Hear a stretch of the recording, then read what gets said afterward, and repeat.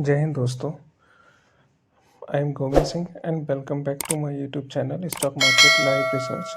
दोस्तों आज बात करेंगे वीटीसी के बारे में। कल से मेरी एक ट्रेड चल रही है,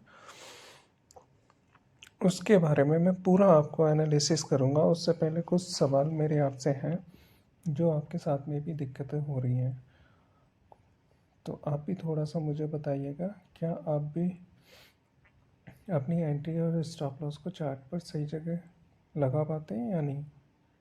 अगर हाँ तो कमेंट में यस लिखिएगा, अगर नहीं तो कोई बात नहीं, नो लिख दीजिएगा। और एंट्री और एसएल सही जगह अगर आपका प्लेस हो जाता है, फिर आप अपने टारगेट को भी सही तरीके से डिफाइन कर पाते हैं कि आपको निकलना कहाँ है ट्रेड में से अपना प्रॉफिट लेकर के। ठीक है, अगर हाँ तो इसका भी जवाब आप कमेंट में दीजिएगा। अब चलते हैं अपने टॉपिक पर। तो सबसे पहले बीटीसी का जो फ्यूचर का चार्ट है मेरी स्क्रीन पे लगा हुआ है डेली टाइम फ्रेम पे। अब यहाँ पे क्या देख पा रहे हैं कि मेरे को एक चीज़ दिखाई दे रही है कि ये सपोर्ट आ रहा था हमारा इस पॉइंट पर। ये सपोर्ट था हमारा, सपोर्ट का ब्रेकआउट दिया नीचे की तरफ। कलर मैंने ब्लैक कर लिया। ब्रेकडाउन नीचे की तरफ हुआ, तो जब इस लेवल का रीटेस्ट होने के लिए प्राइस आया तो यहाँ एंट्री का हमारा एक सिनेरियो बनता है। ठीक है, यहाँ तक बातें सबकी सही हैं। अब इसके बाद हम अपने चार्ट को स्विच करते हैं 30 मिनट के टाइम फ्रेम पर। ठीक है दोस्तों,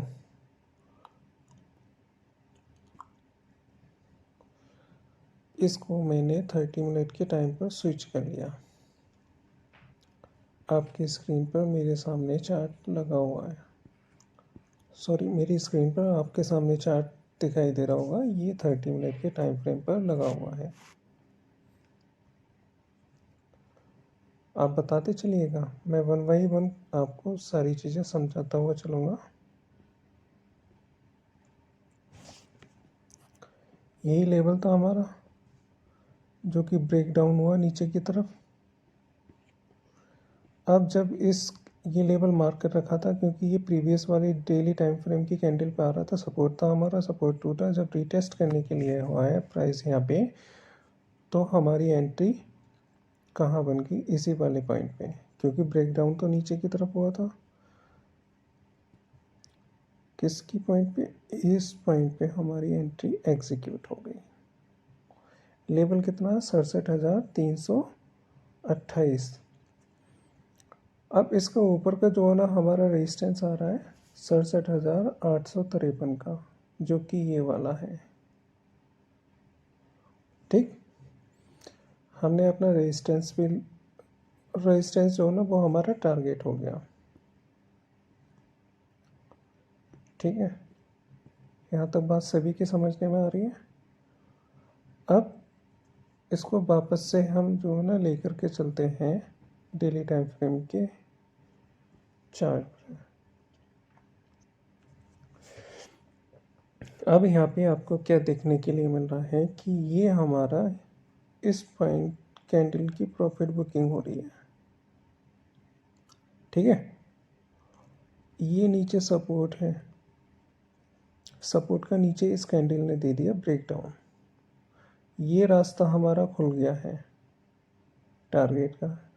अब इस वाले कैंडल के पार्ट को हमने मार्क करके रखा है, तो ये वाला जो ना हमारा प्राइस एक्शन है कैंडल के विक का पार्ट, इसको हम सपोर्ट और डिमांड के कॉन्सेप्ट में समझते हैं। अगर किसी कैंडल के अंदर विक बनी हुई है, लो पॉइंट उसका बना हुआ है, तो उसकी डिमांड क्रिएट करी गई है। फिर वो सप्लाई देने के लिए वो उस पॉइंट तक नहीं आएगा प्राइस। अगर डिमांड क्रिएट नहीं है, कैंडल की विक नहीं है, तो वो आपका जो है ना प्राइस वहाँ तक आने की पूरी संभावना है, इस पॉइंट तक। अब वापस से जो है ना हम 30 मिनट के चार्ट पर आ जाते हैं। कुछ इस तरीके से चार्ट मेरा आपके सामने लगा हुआ है।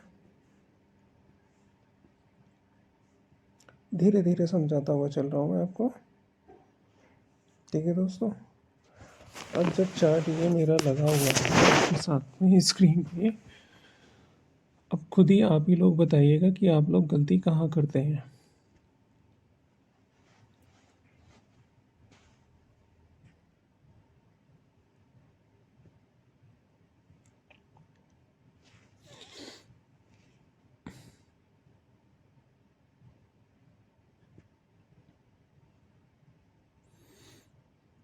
मेरा टारगेट भी डिफाइन हो गया, नीचे का ये मेरा टारगेट है। ठीक है, ये मेरा टारगेट हो गया।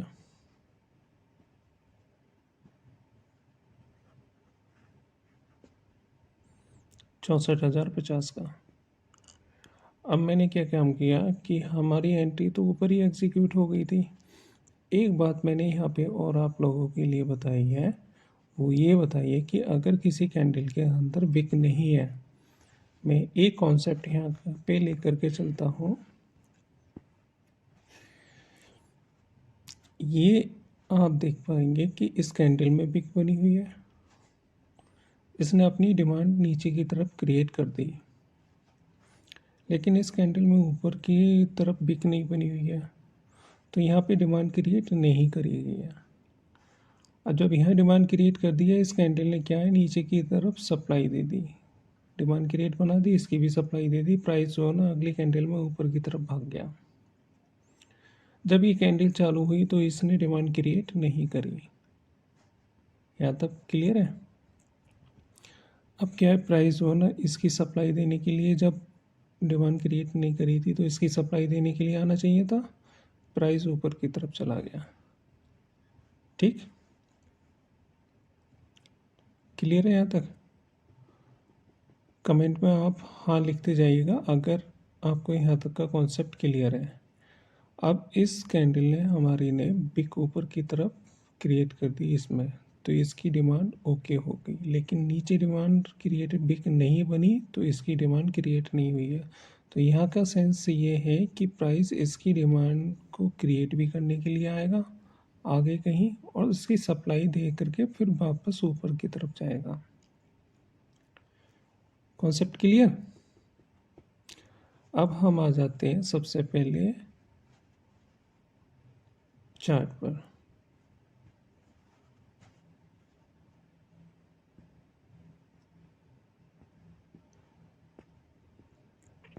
बहुत आराम आराम से समझते हुए चलिएगा, क्योंकि बहुत ही ज़्यादा इम्पोर्टेंट पार्ट है आपका। अब प्राइस ने तो हमारी ये डिमांड क्रिएट कर दी थी, 30 मिनट का चार्ट हमारी स्क्रीन पे पहले से लगा हुआ है। ठीक है, जब डिमांड क्रिएट कर दी थी तो प्राइस ने क्या काम करा, यहाँ पे आने के बाद में फिर नीचे की तरफ फॉल हुआ। ठीक है, प्राइस नीचे की तरफ जब फॉल हुआ, ठीक, अब क्या है कि कैंडल यहाँ पे आकर के रिजेक्शन लिया इसने। रिजेक्शन लेने का कारण क्या था उसको भी हम थोड़ा सा देखते हैं।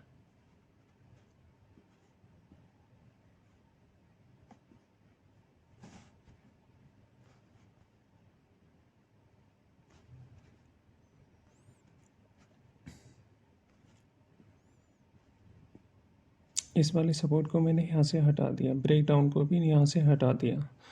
अब क्या है, एक प्राइस रेंज का टूल्स हम मार्क करेंगे, तो जो नीचे की तरफ हमारी ये लेवल्स आए हैं, कैंडल की विक बनी है, ये हमारा क्या हो गया, नीचे ये हमारा सपोर्ट क्रिएट हो गया। अब ऐसा ही हम नीचे की तरफ क्रिएट करते हैं, ये भी हमारा नीचे की तरफ एक सपोर्ट क्रिएट हो गया। कैंडल की बिक को हमने बस मार्क किया है क्योंकि डिमांड है। अब क्या है कि अगर डिमांड सपोर्ट की तरफ बनी हुई है, अगर उसका ब्रेकआउट होता है नीचे की तरफ, ब्रेक डाउन होता है, तो उसके रीटेस्ट पर हमारी एंट्री बनती है इस पॉइंट पे। ठीक है, क्योंकि प्राइस ब्रेकआउट करेगा, ब्रेक डाउन करेगा, ब्रेक डाउन के बाद इसको रीटेस्ट करने के लिए आएगा, जैसे कि ऊपर आया था। कहाँ, यहाँ पर। ब्रेक डाउन किया, देन प्राइस जो आया हमारा यहाँ पर आया। ठीक, ये इसकी वीडियो लेवल की मैंने शॉर्ट वीडियो बना करके यूट्यूब चैनल पे पड़ी हुई है। कल से मेरी ट्रेड चल रही है और टारगेट देगी। जो कोई भी आप भाई लोग इसको जो ना ट्रेड को देख रहे हैं, आप देखते रहिएगा, बिल्कुल परफेक्ट टारगेट मिलेगा और एंट्री भी परफेक्ट जगह पर है। अब क्या है कि जब प्राइस ने यहाँ पे डिमांड क्रिएट कर दी, नीचे की तरफ ब्रेक डाउन दिया, लेकिन ब्रेक डाउन देने के बाद में फिर नीचे डिमांड क्रिएट करी, तो इसको रीटेस्ट करने के लिए आना चाहिए था। रीटेस्ट किया, ठीक है, रीटेस्ट करने के बाद अगली ही कैंडल जो ना ऊपर की तरफ भाग गई। ठीक है, और उससे वाली पहले की कैंडल को आप देखेंगे, जब रीटेस्ट करता है तो प्राइस को उसके अंदर नहीं जाना चाहिए, सपोर्ट के अंदर। तो हमारी तो ये तो एंट्री तो ही क्लोज होगी वापस नीचे आने की। अब क्या है कि जब प्राइस उसी प्राइस पे जब हमारा ये आया ऊपर की तरफ, तो इसको जो है ना वापस से कहाँ तक आना चाहिए था, थोड़ा सा बैक कर देता हूँ मैं।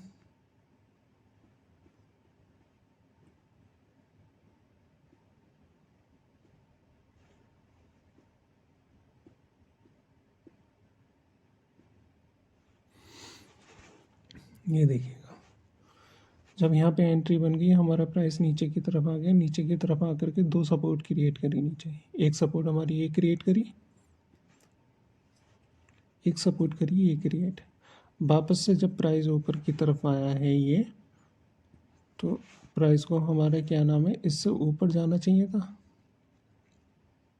नहीं, तो इसी का जो ना हमने स्टॉप लॉस मान करके रखा। ये प्राइस यहाँ से रिजेक्शन आया, हमने इस वाले पॉइंट को मार्क कर लिया। अगली ही बार में क्या हुआ कि प्राइस हमारा नीचे की तरफ फॉल करने लगा। प्राइस कहाँ पर है आज की डेट में, ये है हमारी कल की डेट की एंट्री प्रॉपर बन रही है, नीचे की स्टॉप लॉस वो टारगेट अभी काफ़ी दूर है। अब हम चलते हैं इस चार्ट को लेकर के, आपके थोड़े से मैं जो डाउट्स हैं वो क्लियर करता हूँ कि मुझे किस तरीके से पता रहता है कि डिमांड सप्लाई का कॉन्सेप्ट किस तरीके से वर्क करेगा और किस तरीके से आप लोग उसको लेकर के चल रहे हैं।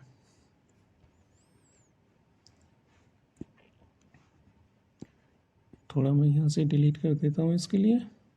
वीडियो दोस्तों थोड़ा सा लंबा बनेगा, लेकिन आपको प्रॉपर तरीके से समझने में आएगा।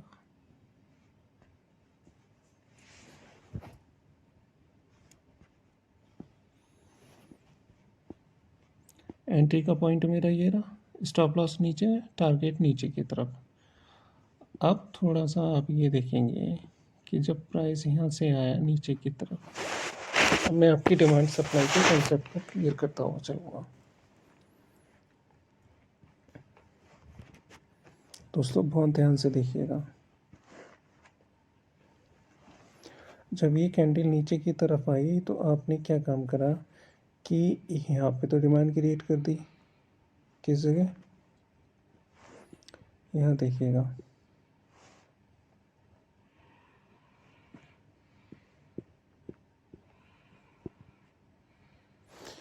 इस कैंडल ने डिमांड क्रिएट करी है, इसने भी क्रिएट कर दी है। अब यहाँ से यहाँ तक देखिएगा, आप कोई कैंडल में डिमांड नीचे की तरफ बची हुई है, तो यहाँ आकर के प्राइस ने क्या काम करा, डिमांड क्रिएट नहीं करी। ठीक है, प्राइस सडनली ऊपर भाग गया। ठीक, अब क्या, मैं थोड़ा सा और एक हॉरिजॉन्टल लाइन को यहाँ पे इस जगह प्लेस्ड कर देता हूँ, इसको मैं यहाँ से हटा देता हूँ। अब जब प्राइस ने यहाँ पे डिमांड क्रिएट नहीं करी है, तो इसका सेंस क्या है कि प्राइस को यहाँ पे डिमांड क्रिएट करने के लिए फिर से आना चाहिए, उसकी सप्लाई देने के लिए, जो कि प्राइस आ गया यहाँ पे। ठीक, यहाँ तक क्लियर है। थोड़ा मैं और इसको क्लियर करता हूँ यहाँ से।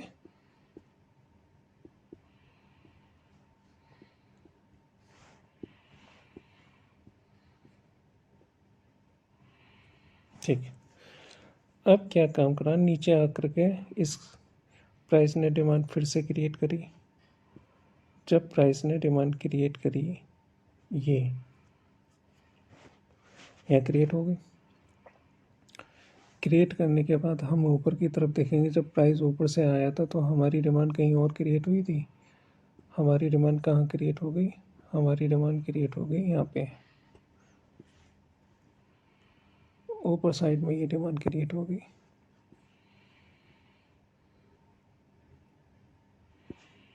ठीक है सर। जब ये डिमांड क्रिएट होगी, प्राइस नीचे ऑलरेडी आ चुका है पहले, ठीक। तो हम क्या काम करेंगे कि यहाँ पे तो रीटेस्ट दिया प्राइस ने, रीटेस्ट दिया तो यहाँ पे एंट्री दे दी, नीचे आकर के जो है ना डिमांड क्रिएट नहीं करी, डिमांड क्रिएट करी यहाँ पे। तो ये भी जो है ना हमारा कौन सा पॉइंट हो गया, एक डिमांड जोन का सपोर्ट क्रिएट बन गया। नीचे प्राइस एक्शन बना, प्राइस एक्शन बनने के साथ में ही क्या काम करा, ये भी हमारा एक सपोर्ट नीचे की तरफ का क्रिएट हो गया। ठीक। अब हमें क्या है, वापस से प्राइस को ऊपर जाने के लिए देखना है कहाँ तक पहुँचता है प्राइस। अब देखिएगा, थोड़ा सा आगे बढ़ेंगे।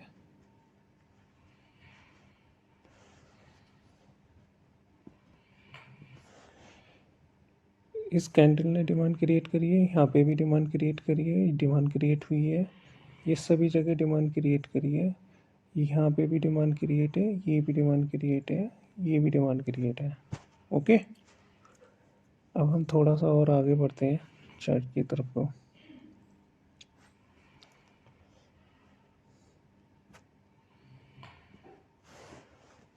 डिमांड क्रिएट यहाँ पे छूट गई है, सडनली प्राइस नीचे की तरफ आ गया। एक डिमांड यहाँ पे छूट गई, नहीं क्रिएट करी, अगली बार यहाँ से यहाँ तक जो ना डिमांड क्रिएट हो गई, करता हुआ गया है प्राइस। ठीक है, थोड़ा सा और बढ़िएगा। अब थोड़ा सा मैं यहाँ पे आपको बता देता हूँ, ये डिमांड हमारी यहाँ पे छूट गई, प्राइस ने इस जगह की डिमांड को नहीं बनाया कैंडल ने, लेकिन नीचे इससे पहले की जो डिमांड क्रिएट कर रखी है उसके प्राइस को हम मार्क करके रखेंगे। वो कौन सा हो जाएगा, हमारा सपोर्ट पॉइंट बन जाएगा। आपकी एंट्री खुद ब खुद निकलती चली जाएंगी।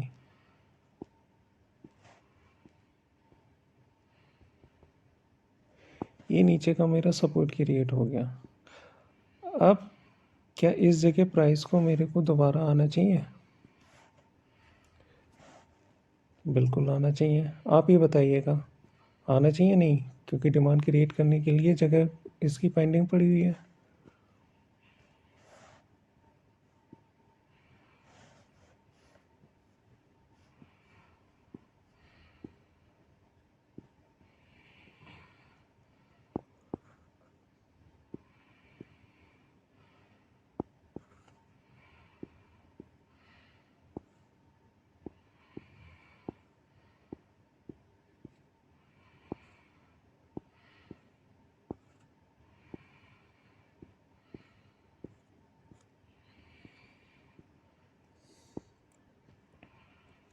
ठीक है। अब हम जब यहाँ से यहाँ तक चले थे तो ये जो ना प्राइस यहाँ पे भी आकर के डिमांड क्रिएट करती है। ओके।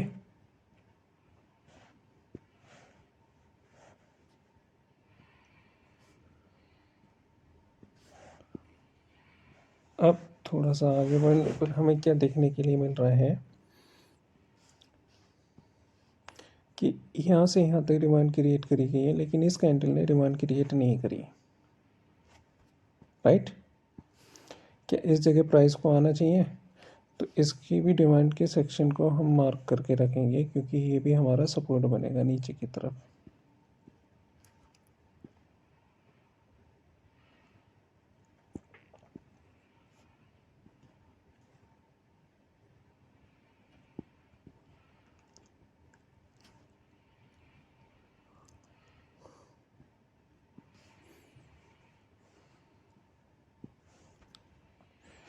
प्राइस आ गया, यहाँ क्रिएट नहीं करी, यहाँ आकर के जो ना प्राइस ने अपना काम ओके कर लिया।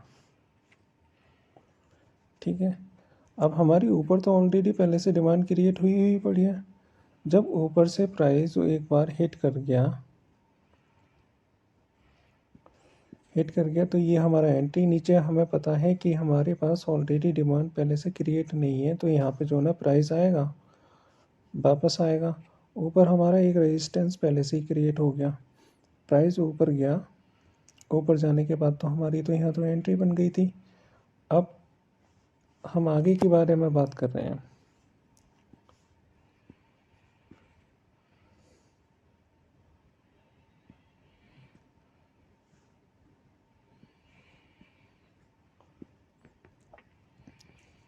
यहाँ थोड़ा सा देखिएगा, मैं यहाँ पे आपको समझाने की कोशिश करूँगा।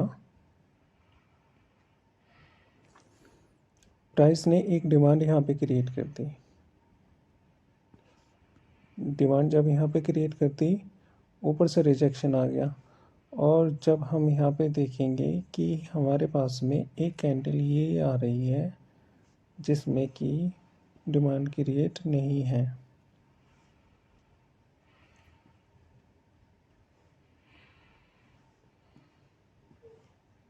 इस वाले पर, लेकिन सडनली डिमांड क्रिएट हो गई है।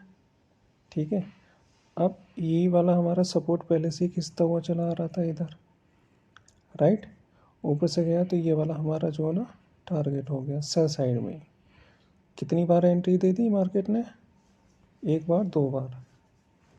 ठीक, इससे ऊपर प्राइस को जाना चाहिए? कतई नहीं जाएगा। अब रिटेलर इंस्टीट्यूट, वो रिटेलर क्या है, उसका माइंड का साइकोलॉजी इस तरीके से बनाई हुई है कि वो जब यहाँ पे प्राइस जाता है और रिजेक्शन हो गया, प्राइस की कैंडल की बॉडी ऊपर क्रिएट नहीं हुई है, बनी नहीं है, तो आप लोग क्या समझेंगे कि आप यहाँ पे जो है ना प्राइस एक बार ऊपर जाने के लिए तैयार है। और जबकि प्राइस यहाँ से ऊपर जाने के लिए तैयार अभी फ़िलहाल में नहीं है। वो क्यों नहीं है? क्योंकि ऊपर जो है ना एक हमारी डिमांड क्रिएट हुई है जो कि हमारा रेजिस्टेंस का काम कर रही है। ये वाला सेक्शन, ठीक है, ये हमारा डिमांड का सेक्शन है क्रिएट। वहाँ से प्राइस रिजेक्शन लेगा, हम आगे बढ़े। अब जब आगे बढ़े तो इस वाले चैनल को हम थोड़ा सा और आगे लेकर के चलेंगे।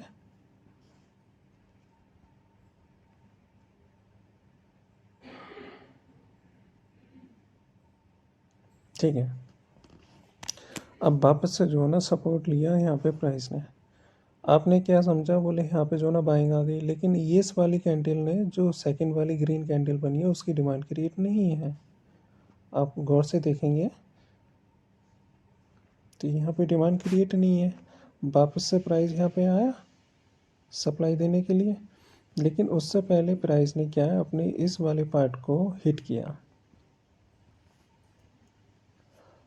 अब मैं यहाँ पे एक बात आप लोगों से कहूँगा कि जब यहाँ पे प्राइस आया तो आप बहुत से रिटेलर जितने भी हैं, 90% रिटेलर ये समझेंगे कि बोले इसका जो ना ब्रेकआउट होगा।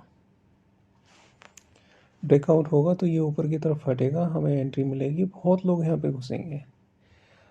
जैसे ही यहाँ पे अपनी एंट्री को एग्जीक्यूट कराएंगे तो प्राइस ने जो ना सडनली जो ना रिजेक्शन लिया और यहाँ पे माल पकड़ा करके रिटेलर को वापस से प्राइस नीचे की तरफ। अब बेचारे घुसे तो ब्रेकआउट के चक्कर में थे, लपेटे में और आ गए, काट दिया यहाँ पे मार्केट ने। ठीक है, अब थोड़ा सा जो ना हम बैक करते हैं इसको, क्योंकि चार्ट पे हौच पौच कुछ ज़्यादा हो गई है। अगर आपको सही अच्छा लग रहा हो तो चार्ट को कमेंट बॉक्स में जो ना रिप्लाई देते रहिएगा।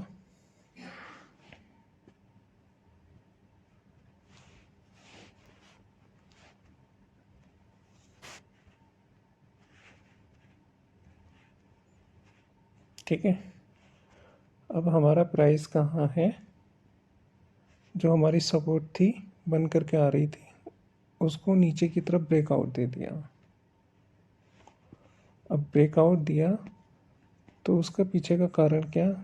क्योंकि इसकी एक तो डिमांड नहीं बनी हुई थी, ठीक है।